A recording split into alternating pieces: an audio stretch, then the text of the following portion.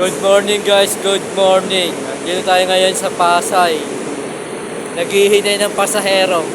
Ayan, naghihintay tayo. Kabiyahin ka ba na itong Baya Bulacan? Sagutin natin ang tanong ng ating mahal na pasahero tungkol sa bagahe.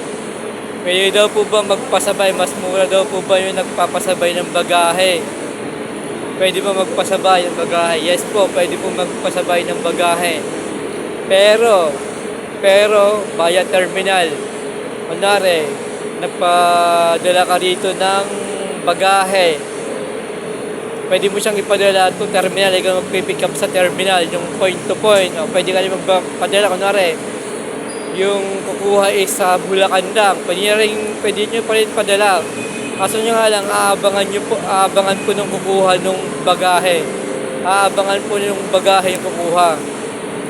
Pag hindi po nakuha, pag lumampas, mismong terminal niyo po kukunin. Mismong terminal niyo po kukunin pag lumampas.